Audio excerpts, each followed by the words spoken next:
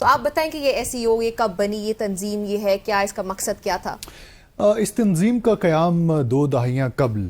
کیا گیا تھا، جس کا آغاز چین نے کیا تھا. چین اور روس نے مل کر 3 سینٹرل ایشین جو وسطی ایشیائی ممالک ہیں ان کے ساتھ شنگھائی 5 کے نام سے ایک گروپ بنایا تھا، اور آہستہ آہستہ اس کی رکنیت کو بڑھایا گیا اور آج وہ 5 سے 10 کی تعداد میں جا چکی ہے، جس میں لقمان نے بالکل درست فرمایا کہ 40% دنیا کی آبادی، اور اگر آپ اس کا جیوگرافک سکوپ دیکھیں تو وہ بھی تقریباً 45% دنیا کا اس وقت اس میں شامل ہے. اس طرح اگر ان کی کلیکٹیو GDP آپ دیکھیں تو وہ 40% ہے گلوبل GDP کی. تو یہ ایک نہایت اہمیت کا حامل ایک علاقائی تعاون کا پلیٹ فارم ہے. اور جب علاقائی تعاون کی بات کی جائے تو پاکستان نے ہمیشہ ایک بڑا کلیدی کردار ادا کیا ہے علاقائی تعاون کو فروغ دینے کے لیے. صرف شنگھائی کوآپریشن آرگنائزیشن نہیں، بلکہ اگر آپ اکنامک کوآپریشن آرگنائزیشن کی بات کریں جو پاکستان، ایران اور ترکی نے جس کی بنیاد ڈالی تھی، وہ آج بھی اتنا ہی وائبرنٹ ہے جتنا کہ آج سے چند دہائیاں قبل تھا. اسی طرح سارک میں پاکستان نے ہمیشہ اپنا ایک اہم کردار ادا کیا. تو پاکستان علاقائی تعاون کے حوالے سے ہمیشہ اس چیز کا خواہاں رہا ہے کہ خاص طور پہ وسطی ایشیا کے ساتھ ہمارے جو تہذیبی تعلقات ہیں ان پر بلڈ کرتے ہوئے پاکستان کے لیے نئے مواقع تلاش کیے جائیں. تو وسطی ایشیائی ممالک کے ساتھ تہذیبی تعلقات تو ہیں، لیکن چین اور روس جن کے ساتھ شاید تہذیبی تعلقات تو ہمارے اس طرح سے مضبوط نہیں ہیں، لیکن جیو اسٹریٹجک جو ہمارا ایک کوآپریشن ڈیولپ ہوا ہے چین کے ساتھ اور روس کے ساتھ، وہ اس چیز کا متقاضی ہے کہ ہم SCO جیسے پلیٹ فارمز کے ساتھ زیادہ سے زیادہ انگیج کریں، کیونکہ SCO کو اس وقت ڈسرپٹ کرنے کے لیے، فیل کرنے کے لیے، ناکام کرنے کے لیے بہت سی کوششیں کی جا رہی ہیں. SCO کو کیونکہ ڈاکٹر صاحب آپ ٹھیک کہہ رہے ہیں، اس ریجن میں SCO ایک بڑے طاقتور فورم کے طور پر سامنے آ رہی ہے. جیسے 2017 میں اس میں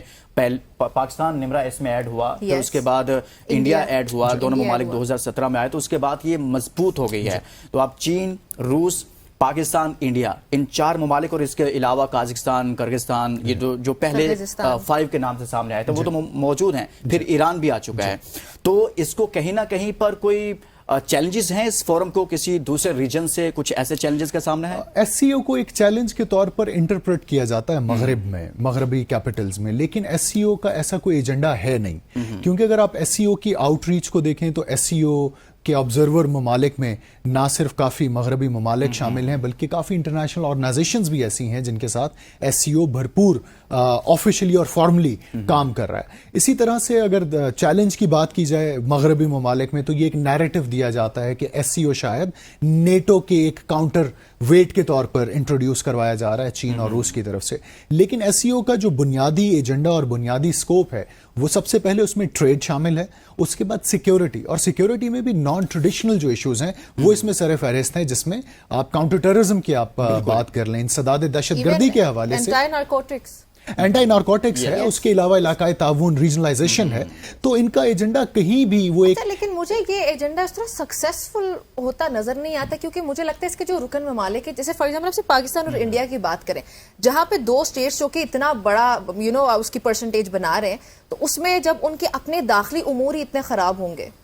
تو کیسے یہ اسٹیبلٹی کی طرف جائے گی آرگنائزیشن؟ ڈیولپمنٹ تو ہی کہ دونوں ممالک کم از کم ایک فورم پر اکٹھے ہو جاتے ہیں، اکٹھے ہوتے ہیں، لیکن وہ گفتگو کی حد تک. نمرا نے جو بات کی، یہ اعتراض کیا جا رہا تھا جس وقت ہندوستان اور پاکستان کو SCO میں شامل کیا جا رہا تھا کہ شاید ان کی شمولیت سے SCO کی جو ایفیشنسی ہے اس پر منفی اثر پڑے گا. اور دیکھنے میں یہ بھی آیا ہے کہ ہندوستان SCO کا تو رکن ہے ہی، لیکن ساتھ ساتھ امریکی لیڈ جو الائنس ہیں کوارڈ اس کا بھی رکن ہے. یہی وجہ ہے کہ ہندوستان کی SCO کے حوالے سے جو نیت ہے اس پر آج بھی شک کیا جاتا ہے. اس کا آپ اس چیز سے دیکھ لیں کہ جب SCO کا سمٹ ہونا تھا نئی دلی میں،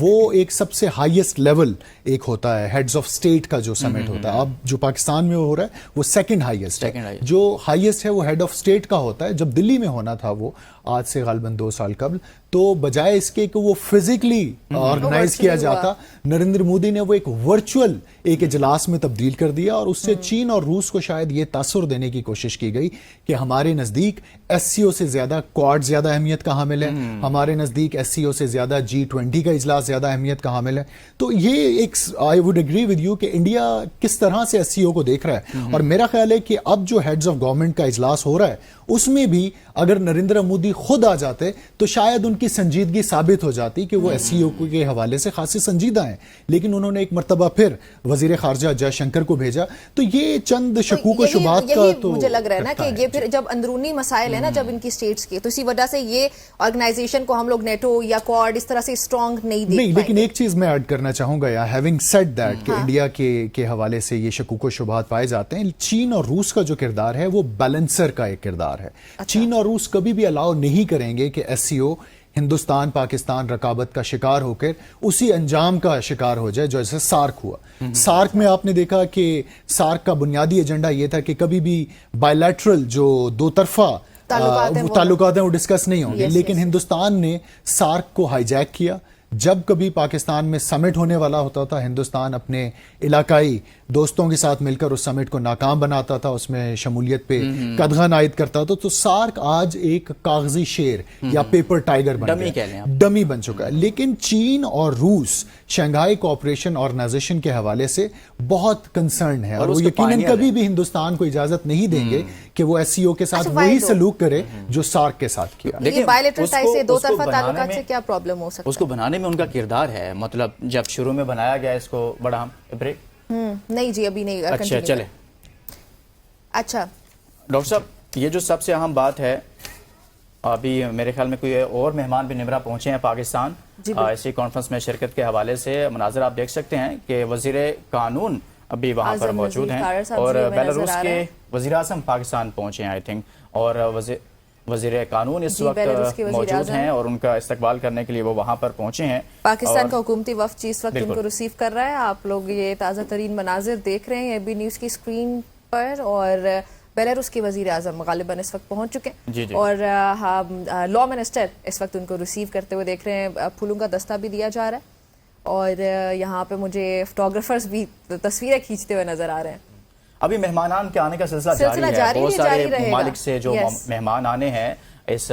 یہاں پر اپنی شرکت کریں گے وہ پہنچ رہے ہیں۔ ابھی بیلاروس سے پہنچے ہیں، اس سے پہلے جو مہمانان پہنچے ہیں ان کی ملاقاتیں بھی چل رہی ہیں، اور یقیناً یہ پاکستان کی ایک بہت بڑی کامیابی ہے، اور تمام ممالک کا پاکستان میں آنا، پھر یہاں سے پوری دنیا کے اندر ہیڈ لائنز بنے گی، اس کا ایک اعلامیہ جاری ہوگا، اور اس کے بعد فوکس کرے گا۔ پھر سب سے اہم بات اس میں نمرا یہ ہے کہ جو سائیڈ لائنز ملاقاتیں ہو رہی ہیں اور جو ملاقاتیں ہوں گی، ہم آج کی ٹرانسمیشن میں اس کا بھی ذکر کریں گے کہ جو سربراہان آ رہے ہیں، جیسے ابھی بیلاروس کے سربراہ یہاں پر پہنچے ہیں، اور اسی طرح سے دیگر ممالک کے جو سربراہان یہاں پر آ رہے ہیں یا پھر ان کے وزراء خارجہ آ رہے ہیں، ان کے ڈیلیگیشنز پاکستان میں موجود ہیں یا مزید پہنچ رہے ہیں، تو اس میں جو سائیڈ لائنز ملاقاتیں ہیں وہ بہت انڈیا کے علاوہ تو آئی تھنک سو باقی سب کنٹریز کے ساتھ پاکستان کی ہونی ہے۔ نہیں، تمام ممالک کے ساتھ ہی چل رہے ہیں، انڈیا کے ساتھ بھی ابھی تک تو یہ طے نہیں ہوا کہ کوئی سائیڈ لائن ایسی ملاقات ہے یا نہیں ہے۔ انڈیا کی طرف سے بیان آیا کہ دو طرفہ تعلقات جو ہے ہم اس پہ بات نہیں کریں گے، یہ جو بحث ہے وہ جو ایس سی او کا مقاصد ہے اسی پہ رہیں گے، اسی ایجنڈا کے ساتھ رہیں گے۔ ڈاکٹر صاحب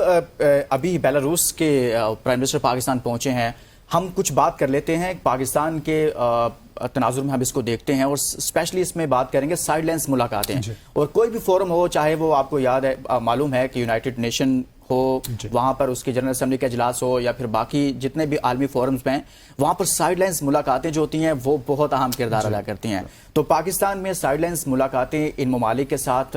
کتنی اہمیت رکھتی ہیں اور کس قدر آگے بڑھے گا پاکستان ان تمام معاملات کو لے کر؟ سائیڈ لائنز پہ ملاقاتیں متوقع ہیں، اور ان کا سکیل کیا ہوگا یہ آنے والے 2 دن ہی بتائیں گے۔ لیکن ایس سی او میں اگر آپ سائیڈ لائنز میٹنگ کی تاریخ کو دیکھیں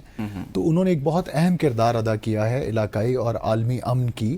ضمانت کے لیے۔ مثال کے طور پہ 2017 میں جب شنگھائی کوآپریشن آرگنائزیشن کا اجلاس آستانہ میں ہوا تو یہ وہ وقت تھا جب ہندوستان اور چائنا کے درمیان ڈوکلام کے حوالے سے خاصے تنازعات چل رہے تھے۔ دونوں ممالک کی فوجیں سرحد پر موجود تھیں اور بہت حالات کشیدہ ہو چکے تھے چین اور ہندوستان کے درمیان۔ اس دوران آستانہ میں ایس سی او کا سمٹ ہوا، جہاں پر سائیڈ لائنز پر پریزیڈنٹ شی جن پنگ اور وزیر اعظم نریندر مودی کی ملاقات ہوئی، اور انہوں نے وہ آستانہ اسپرٹ کا اعلان کیا کہ ہم کسی بھی صورت میں اپنے جو ڈفرینسز ہیں ان کو اختلافات میں تبدیل نہیں ہونے دیں گے۔ تو اس ایک سائیڈ لائن میٹنگ نے ڈوکلام کا وہ جو ایک پورا کرائسس تھا اس کو ڈیفیوز کرنے میں ایک اہم کردار ادا کیا۔